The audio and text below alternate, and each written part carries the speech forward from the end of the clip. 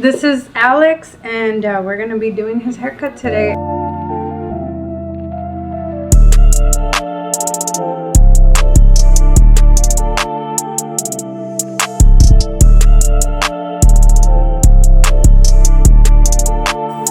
My name is Delia. Welcome to Fabulous Reality. I hope you enjoy.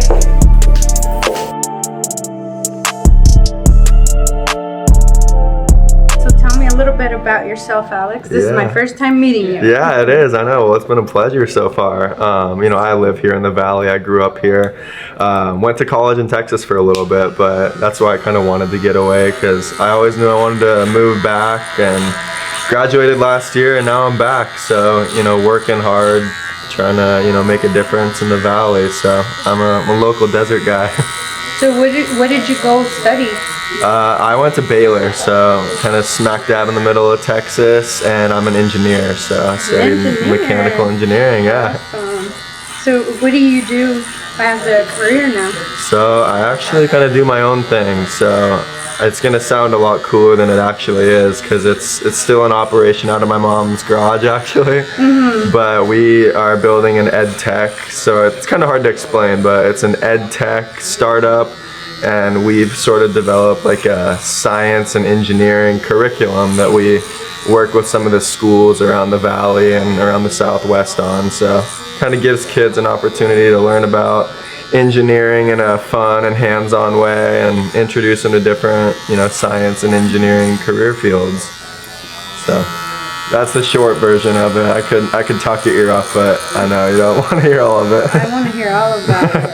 So why did you choose to do that as a career?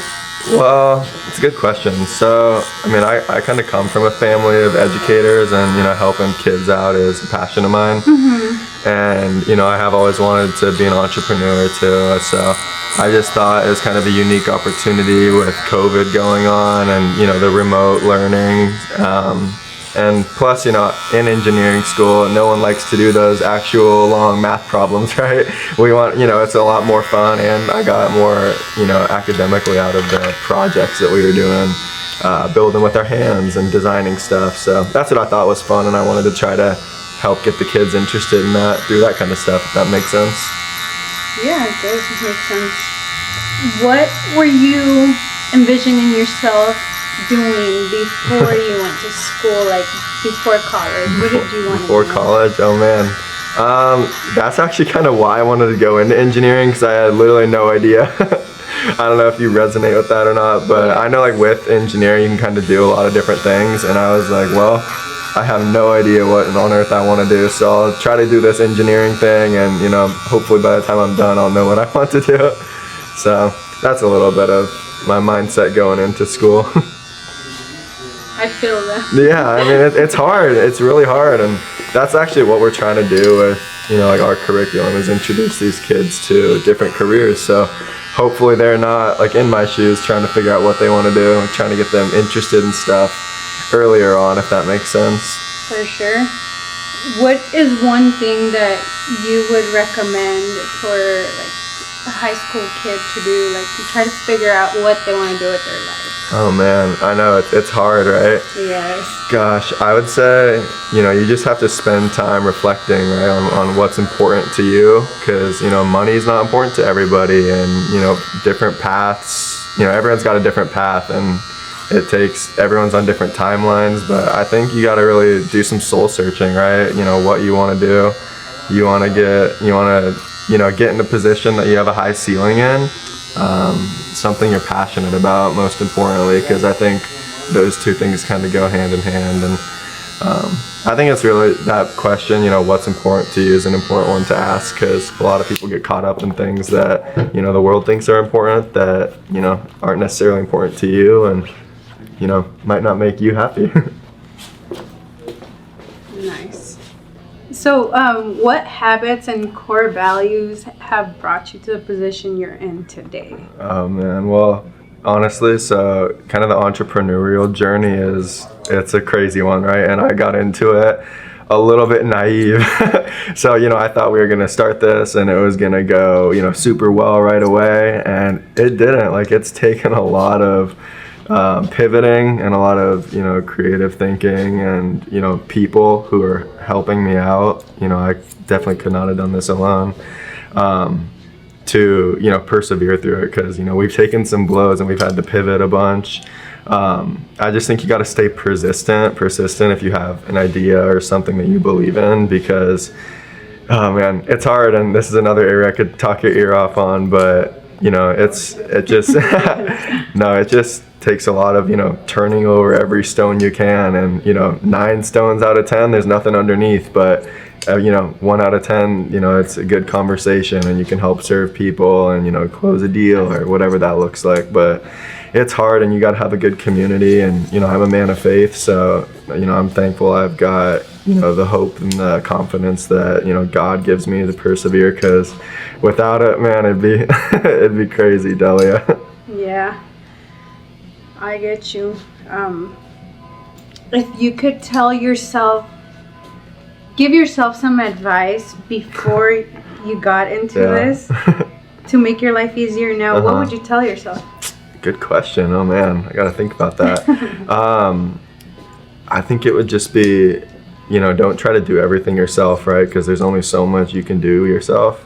Because I tried that and, we were getting stalled left and right. And I think, there's so many people who are, good in this world and willing to help out and much smarter than I am that I wish I took advantage of kind of some of those people in my life earlier and, well, not take advantage of them, but took advantage of the help that they're willing to give because it would have been immensely helpful early on rather than, waiting so long and being prideful about it. Just seek help and, seek help where you can find it because people will surprise you and, people are good and they are willing to help and lend their expertise and opinion.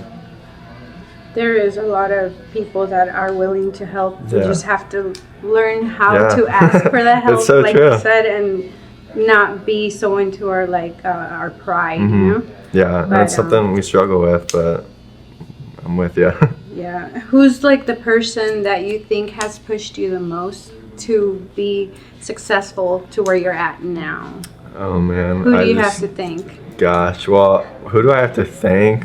Delia, honestly, is my mom because you should see, our garage sometimes when a big order will come in. Like that woman is the MVP because our garage goes from, we back the cars out of it and it gets filled with boxes.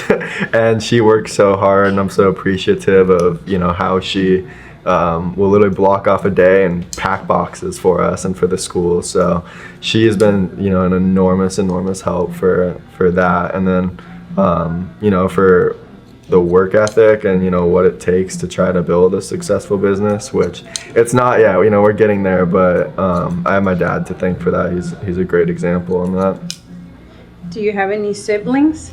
Yep, they help out a little bit too. It's a family affair. It's hysterical. So, my little brother, he helps out a lot, and when my sisters are home, they'll help out too. So when do you plan to retire? Oh, right. That's not even in the thoughts right now. I can't afford it. Can't afford to even think about it. Yeah, so for the next steps, like I mentioned earlier that we've done a lot of changes already. So we started as a subscription business where we were sending out these STEM and, engineering activities in these boxes to families.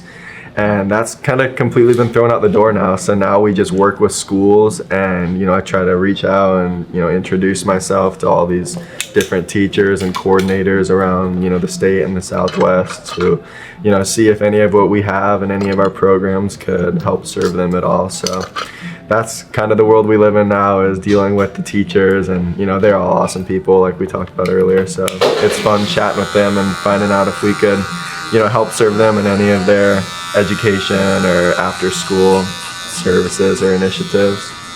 And where do you see you taking your company next? What's your next step with your company? Yeah, I mean, what's your ultimate goal?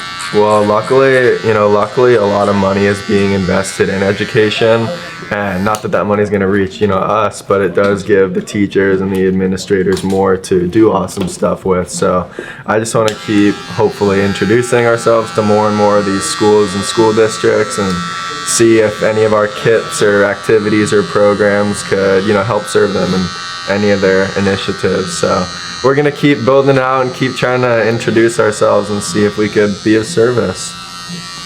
Have you ever, one of my favorite shows personally is Shark Tank. Shark Tank, yeah. Have you ever thought about doing something like that for your company? Maybe know. like going on there and getting a shark for yourself? No, I love Shark Tank too.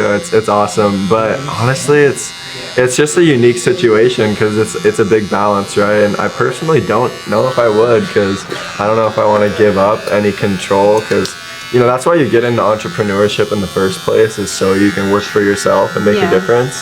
And when you accept a deal like that, it changes things, and you know, you are still working for yourself, but now there's other, you know, people with stake in the company, and it's, you know, it kind of flips the script a little bit. So personally, I don't know, and you know, that's a question for a little bit down the road, but I don't know if I'd be willing to give that up, if that makes sense. Yeah. So where are you at now with like your sales from when you first started, and how long have you been having your company running? Yeah, so I got going on it pretty much right after graduation, so it's been a crazy fast, like 18 months now. So we've been going, we turned one from once we actually started, you know, with a product. We turned one in like next week, so funny enough. But what was the rest of the question? I'm sorry, I forgot. Oh, like what are your sales at from when like from now to when you first started? Like what's the sales difference that you know? Like how much have you increased? Right. So yeah, we're definitely growing, and it's kind of all about just what the demand is from the schools and how we can help them. So like I said, we started with the individual boxes that we were sending out to families, right? And now it looks completely different, because now we might not get as many orders, but when the orders come in, they keep us busy for a little bit because they're larger for the schools, right? So it looks different, and we have grown, so we've been blessed in that area. It's been a good year, and I think the trajectory is good, because you know, there is a demand for a lot of the learning that was lost during COVID, because you know, you had the kids online. So what we're trying to do is hopefully help these schools get the kids back motivated and interested and caught up for some of the learning that they, you know, missed out on over the past 2 years. Right. Yeah, I have an 11-year-old daughter, and she was doing online schooling, and I didn't think that they learned very much during this whole COVID time. So I definitely see value in. I know, and I have a little brother who I was down the hall from during COVID, and I saw some of the stuff that went on. I saw there wasn't much learning going on, so hopefully we can help out with some of that stuff, and I think we are. So it's rewarding. What ages would you recommend your product for? What's kind of cool about it is, you know, how it's kind of based on engineering and science, so there's no like right or wrong answer to it. So kind of what it looks like is we, you know, give the kids all the information and kind of the steps and tips and examples, but ultimately it's up to them, right, for how they want to go about building the project. So that kind of leaves it open for a wide age range, because, you know, an older kid might be able to build a stronger, more sophisticated project, right? But it doesn't mean a kid who's a few years younger, and, you know, in second grade, for example, still couldn't build the same project that might look a little different and still have a lot of fun learning about and doing it. So the age range that we typically help serve is like 2nd through 8th grade. And like I said, none of the projects look the same. You don't see the same thing twice, because there's so many different ways to solve problems, right? So it's kind of cool watching the kids' creativity come out. So when you were little, did you always like to do engineering things? How did you like come about doing this? So I guess the answer to that question would be like I always loved building, just like any little boy, right? We love building things, and you know, taking the little coffee creamers off the dinner table or breakfast table and building little towers out of them.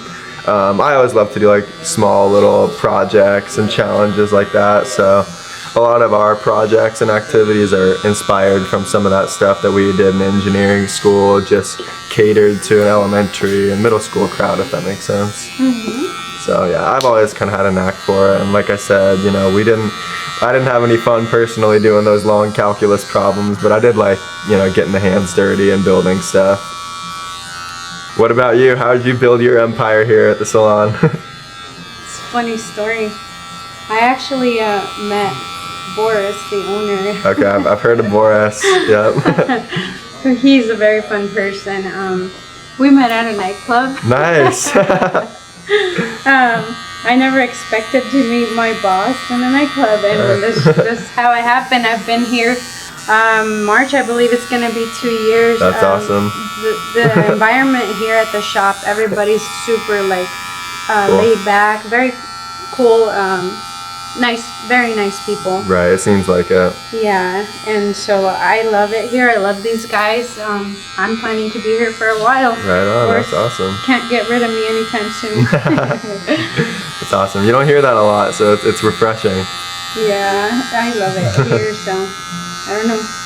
And now I've built quite a few clients, and hopefully you're gonna be one of them. Yeah, for sure. I'll be back. Sounds good. What's your split between men's and women's, would you say? Is it like It's half and half? Mostly men here. Cool. Yeah, I want to say maybe like 20 to 30% female, and then Nice. the rest is male. Cool. And it's a lot easier to do a man's haircut than a woman. So I've heard. I don't mind doing hair for women. Mm-hmm. Women are just a pain in the butt sometimes. No comment. Just kidding. I don't know nothing about that. But So what nightclub was it? That's the real question. Just kidding. we were downtown Phoenix. There you go. Yeah. And Latin music, that's what we're doing. yeah. Just hanging out. So now we hang out sometimes. We still go dancing. There you go. That's awesome. Yeah. You have any plans for the holidays coming up? Absolutely none. What are you doing for the holiday? I'm lucky. Most of my family's here in the valley, so we got Christmas at my uncle's around town, and I think we usually go down to Tucson for Thanksgiving at my uncle's, but Christmas down in Tucson. Who do you have in Tucson? Aunt and uncle and some cousins. Nice. Where's your family at? They're here also Cool. in Phoenix. Some of them in Mexico. Really? Cool. But a That's lot of awesome. them here in Phoenix. Awesome. Both sides of my family, so it's Awesome. pretty cool. But I have absolutely zero to do. So what do you typically do for Thanksgiving? Eat. No, Lots of we food. yeah, but I'm kidding, not kidding. We usually go over there and hang out for a little bit and eat, watch football, right? Kind of the typical Football? stuff. Yeah. Nice. Who's your team? Cardinals, of course. Yeah, no, it's been fun. It's a lot of fun when there's a good team around town, and I usually try to tune in for the games. Did you play any sports in high school? Yeah, with Christian. Did you? What'd you play? That's how we met. We played baseball, so we went to Horizon High School and played, all 4 years there, but called it quits after that. Why? I kind of had the choice, right? If you wanted to try to play a small school somewhere, or go to a larger university, and I had friends do both, right? So Yeah. there's no wrong answer, and everyone had a good experience. But I just would rather have gone to a big school and watch the sports instead of play them, and get good education and that kind of thing. So I'm happy. It was time to hang up the cleats, as they say. Yeah. Did you play anything? I actually, as an adult, I played softball, Cool. which was really fun for me. Yeah, softball's awesome. I should probably get back into it. Get some runner's legs, Yeah, there you go. Nice muscular legs. But we'll see. Yeah. I know there's all kinds of cool leagues around town and stuff. I want to get into one of those. Yeah, like the adult leagues Yep. are probably much funner than Yeah, right. high school. You get to go hang out after. Yeah, no nerves either. Yeah. Yeah, Christian will be a good interview later today. He's up to all kinds of crazy cool stuff. Yeah. Okay. So, speaking of Christian Yeah. is actually the person who sent you here. That's right. How did you meet Christian, and what's your guys' relationship that you have? Oh, we're good buds. We do all kinds of stuff together, and gosh, we've known each other since I think middle school now. So 10, 12 years. Time flies, but yeah, we hang out all the time. Made a bunch of good funny memories together. So he's a good friend, good loyal friend. He is a good kid. I love Christian. He's been coming to the shop, I believe, almost 2 years since I've been working here. Cool.